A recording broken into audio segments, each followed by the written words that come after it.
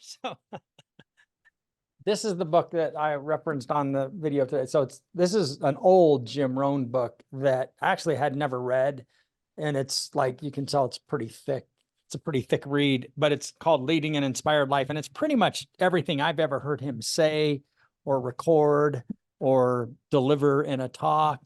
And I got to chapter 14. This is one I've been reading in the morning before I work out. It's like I just try to read 10 pages a day, and this was like this is 460 pages, so a lot of reading. But I came across a quote. So this chapter is called Mastering the Negative, and such a powerful thought process because this business has a way of grinding on you so much, and mostly because I realized that we're so focused on our output rather than our input. And because we count, like, how many leads did I get? How many deals am I closing? And we don't talk. I think that there's a message here that is really powerful. And so one of the quotes that I came across that I wanted to share, which I was just like, I love this quote. Everyone has to get good at one of two things: planting in the spring or begging in the fall. And man, that just hits you right between the eyes, because in this business, I get it when you're struggling and you don't have enough production. And because I've been there, and when I've been there for the branch, I've been there when I was a producer, and it's easy to get focused on this month, how many deals you have closing this month. And it's April 12th. So this month is over pretty much. I mean, you might get lucky and get a trauma deal that you could still close in this month. But I mean, and you could still, I get it. We can still, like, I'm not saying don't bring me a contract that wants to close by the end of the month. We'll figure out a way if it's possible, for sure. But there's danger in that mindset of, okay, well, I'm going to keep trying to get one this month. I'm like, yeah, that's a really unhealthy approach to the business. You can't think that way, because we've always worked 30, 45, and 90 days out, always, and that's what planting in the spring is all about, because you're going to reap your harvest in the fall. But if you don't plant in the spring, there's nothing to harvest in the fall. And that's the mindset here of staying focused on the work that we have to do on the input side. This chapter, or this section of the book, has the story about the lady. I don't know who has heard this. Probably a lot of you have, but he met that woman who was the way he described, Jim Rohn, the big vice president of a big company in New York. And he asked her, he said, how did you become the vice president of a company? You're a tiny little lady, and it's big, tough New York. How did you do that?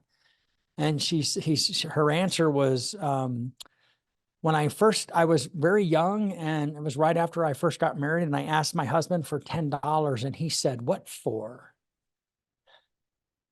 And I said, I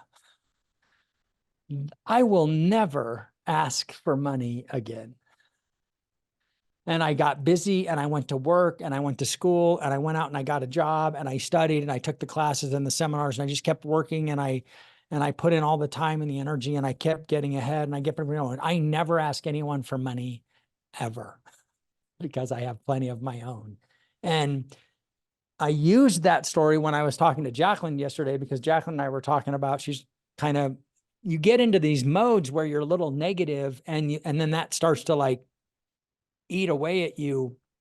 And I love how that woman took a negative event and turned it into the day that turned her life around, right? Jim Rohn tells the story in his own life, how he lied to the Girl Scout who came to his door to sell him some Girl Scout cookies. And he lied to her and said, "Oh, we've already bought some," because he didn't have $2 to give her. And he shut the door and he said, "I am disgusted with myself. I'm never going to do this again. I am." And so it's that disgust is like this super powerful emotion that you can leverage. And this is called mastering the negative.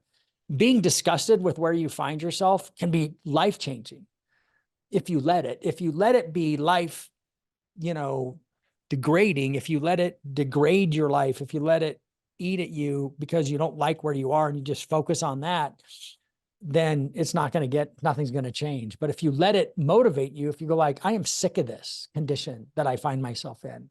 I'm sick of my health condition. I'm sick of my financial condition. I'm sick of my relationship condition. I'm sick of my spiritual condition. It doesn't matter what it is.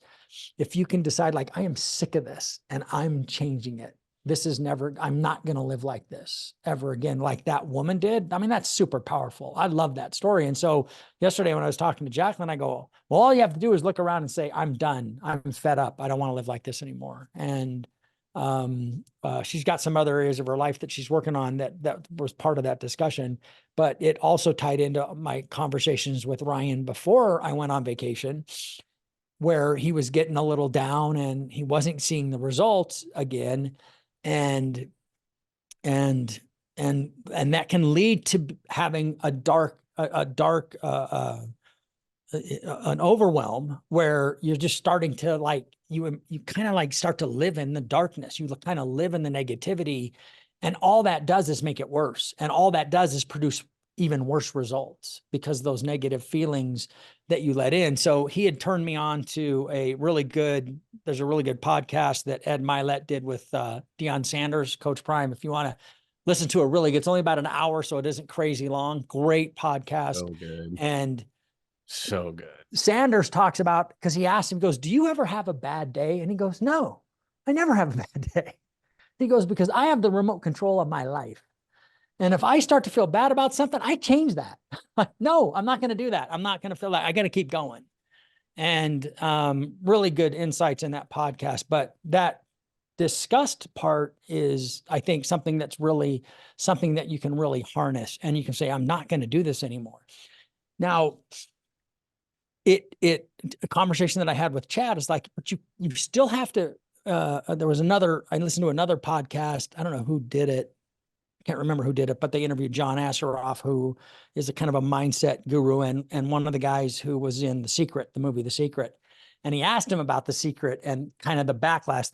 The Secret is a story about how you can manifest anything that you want by just positive affirmations. And it's gotten a lot of negative press over the years because it's almost as if it's like, oh, if I just think about stuff I want, I'm going to get it. And he's like, yeah, that's bullshit. And that should have never been the message. And we did a bad job on the movie and the book, because the last 6 letters in the word attraction is action. You got to take action on the things that you say you want. You just have to like, okay, I'm sick of this anymore. Now get to work. You have to do activity and you have to make effort to get to the level that you want to get to. And so there isn't anything. I said to Jacqueline yesterday, no one's coming to save you.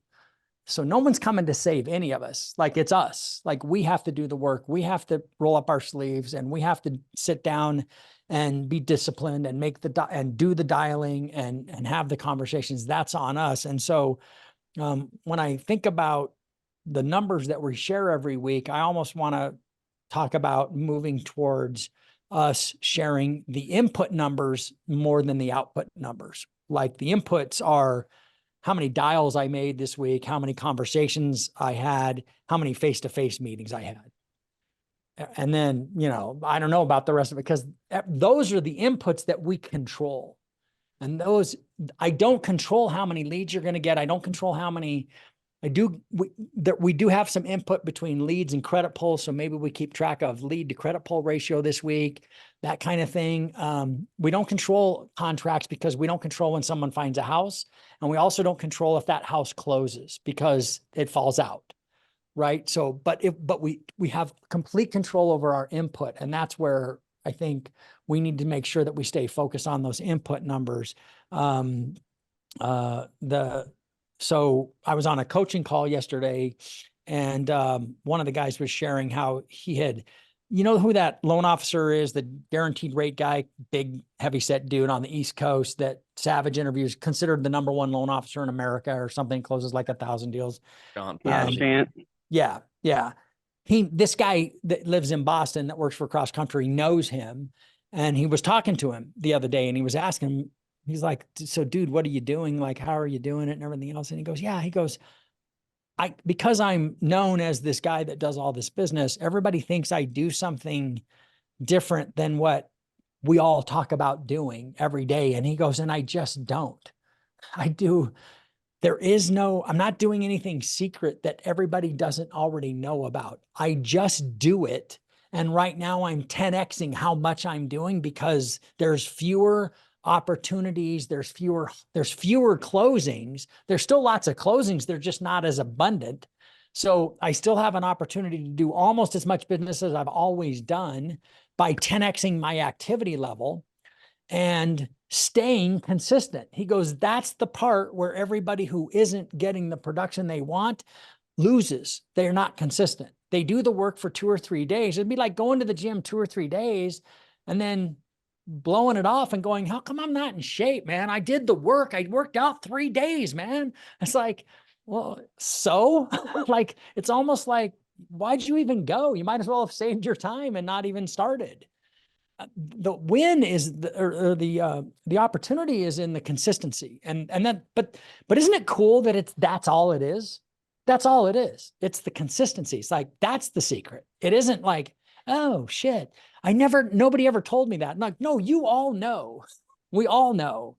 And so that's the opportunity. And that's where I was just jacked up when I read that. And then it was like really perfect timing when I heard that guy say that. He was like, yeah, I'm doing the same things I always do. I'm just doing 10 times as much. I'm making 10 times as many dials. I'm having 10 times as many conversations. I'm trying to have 10 times as many meetings because it always works. And then that's the thing about this business. And I'm confident in that if you do the work, it's never not worked. But you have to stay consistent. That's the key.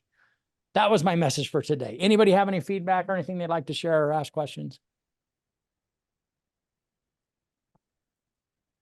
No? Cool. All right. Well, thanks everybody. I appreciate, thank you for all your kind words and messages. I really appreciate it. And that's it. Let's have an awesome rest of your Friday and have an awesome weekend, everybody. Thank you.